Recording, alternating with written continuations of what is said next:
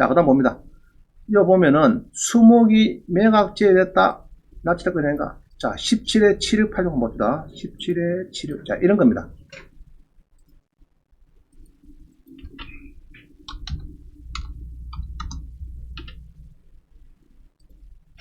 자, 이거 보면요.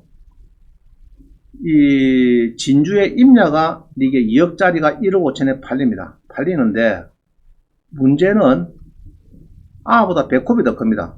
뭐가 더 큽니까 이게? 매각제 나무가 더 크죠. 그죠? 땅은 2억짜리인데 나무는 4억짜리가 매각제입니다. 나무가 크죠. 그죠? 자, 이런 경우입니다. 이런 경우. 자, 땅은 2억짜리인데 나무는 매각제입니다. 1300그루. 자, 2억 2천짜리가 여기에 2억에서 출발이 되었고 낙찰됩니다. 그러면은 여기에서 이제 요런 사람이 옛날에 심었다 하면은 요거는 ABC 옛날에 소유자 쪽에서 계속 이 나무를 심어 온 거다 이렇게 크면은 요거는 낙찰될 거다 이렇게 보는 거예요. 아시겠어요? 그런데 이제 제3자가 좀 땅을 빌려가지고 임시로 좀 심어놨다 이렇게 크면은 그거는 내 끼다 할 수는 없어요. 그거는 수고해가라 이렇게 하면 됩니다.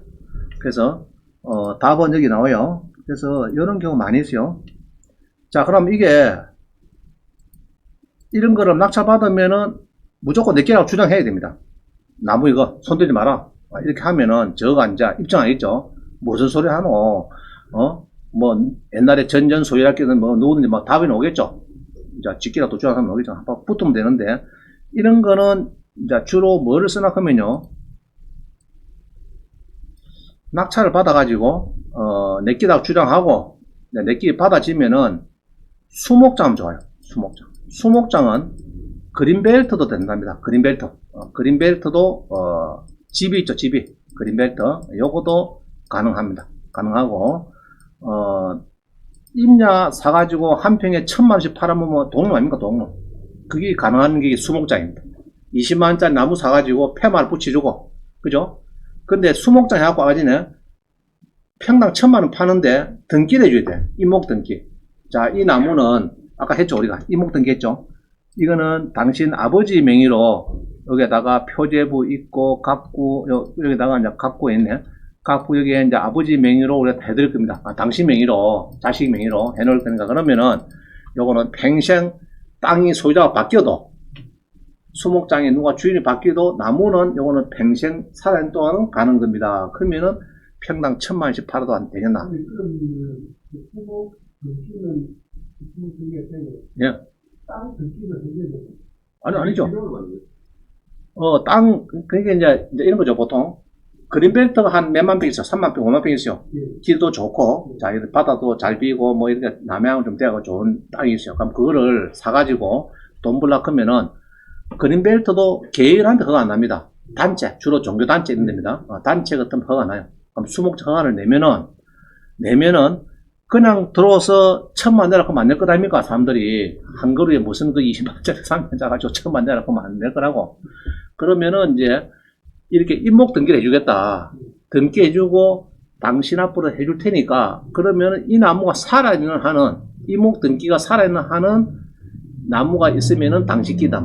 만약에 종교단체에서 이게 경매돼 가지고 휩쓸려갖고 땅이 임야가 전부 다 경매 처분돼도 나무는 당신 거니까 아버지 여기 엄마에 있는 임목은 얘는 처분이 안 된다. 소유자 주장을 하면 되니까 바뀌더라도 그렇죠. 이목은 나무만 등기하는 거지. 나무만 여기 몇 번지에 이렇게 이제 뭐 하는데 이렇게 하면 좋다면. 자, 그래서 수목장에 대해서 박사학위 논문이 많이 있습니다. 몇 개 있어요. 우리 바로 2년 뒤에 박사학위 따신 분도 제목을 수목장에서 법학 박사 땄더라고요. 학위 취득했는데 그런 거 보시면 좋아요.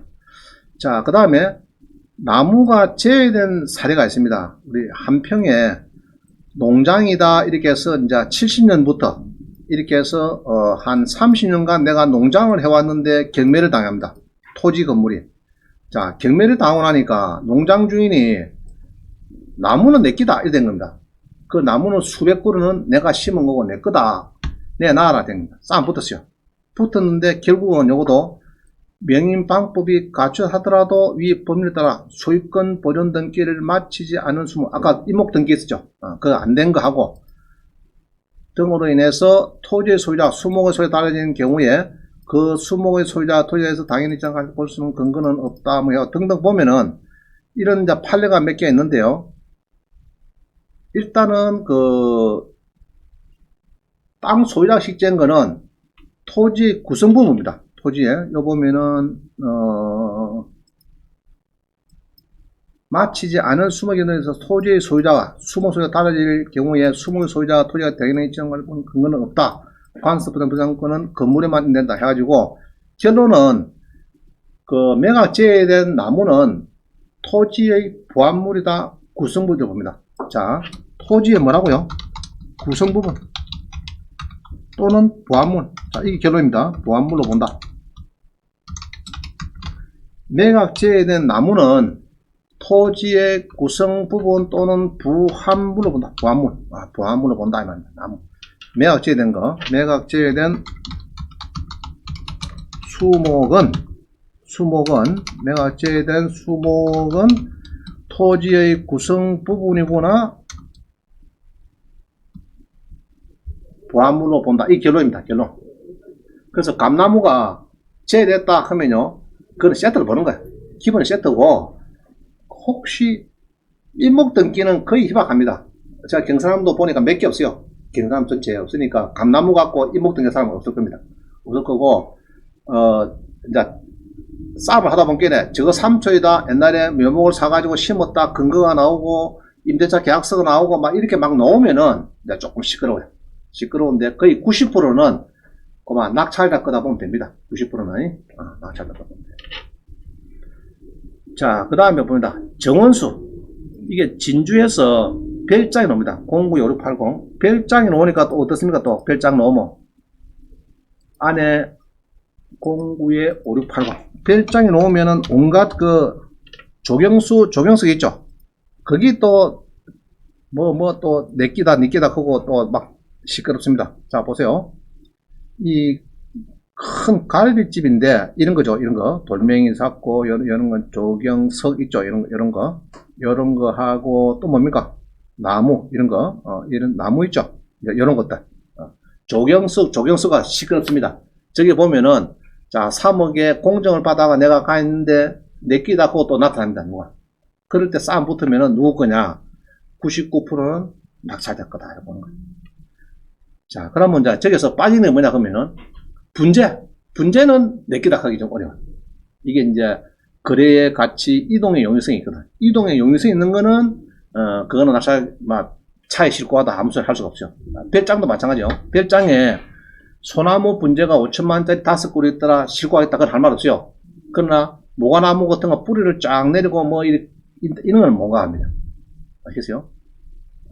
자, 그래서 이제 이런 거는 이제 주로 낙찰자 거다. 이렇게 보는 판례가. 자, 우리 수강생이 진점의 평합리에 별장 하나 받았어요. 받았는데 그때 싸움 붙었어요. 저도 뭐 몇 번 참석했는데 법정에. 결론은 낙찰자 거다 이 말입니다. 낙찰자 거다. 누가 공정 받았다 이래가지고 호텔의 회장님이 받아 나무를 빼간대요. 그래서 종업원이 오늘 인부를 30명 데리고 나무를 빼갈 때는 문을 열어라 됐는데 우리가 못 열 것들이라고 싸움 붙었는데 결론은 이 별장에서 뿌리를 내리고 있고 있는 이런 건 전부 다 낙찰자 거다 보는 겁니다. 낙찰자 거다. 자, 수목 관련해서 낙찰자가 불리한 게 있어요.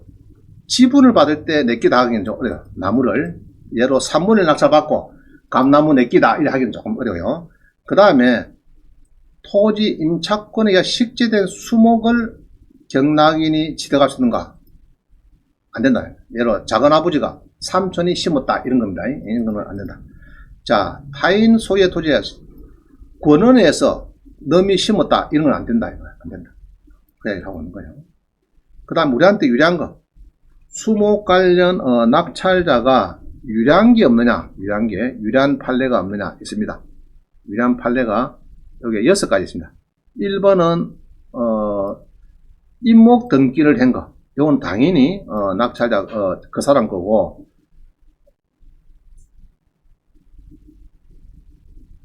자 여기 있네요. 토지 위에 생립하고 있는 채무자 소유의 미등기 수목은 토지의 구성 부분으로서 토지의 일부로 간주되어 토장입니다. 그러니까 채무자, 주로 채무자 소유자 같았거든요.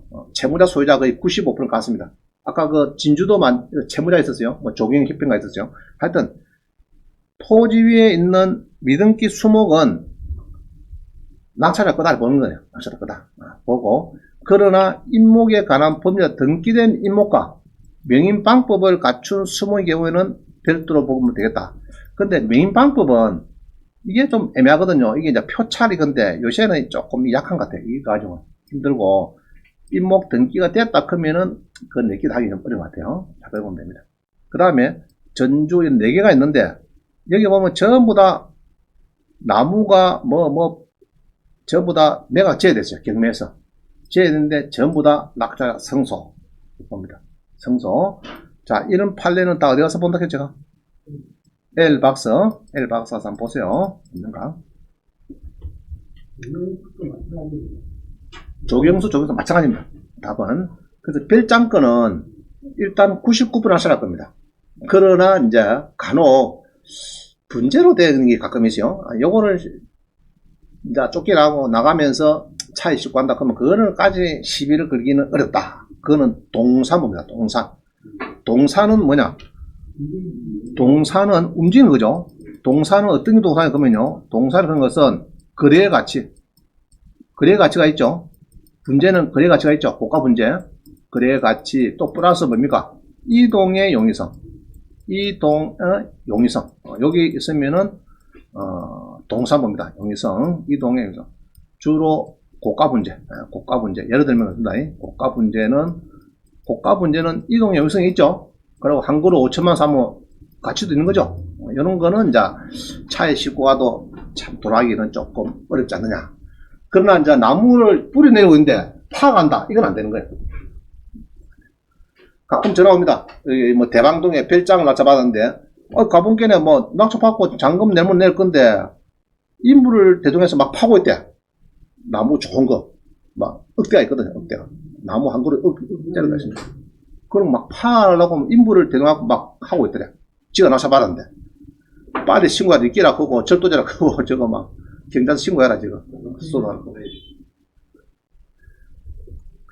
자. 그래서 이거는 좋은 판례가 4개나 있어요. 좋은 판례가 있습니다. 자, 그 다음에 제3자가 식재한 경우에 낙찰 불리하다. 이런 경우도 가끔이죠. 3자가 식재했다. 3자가 권원에 식재했다. 권원에서 식재했다. 이런 거는 이제 좀 어려운 이야기다.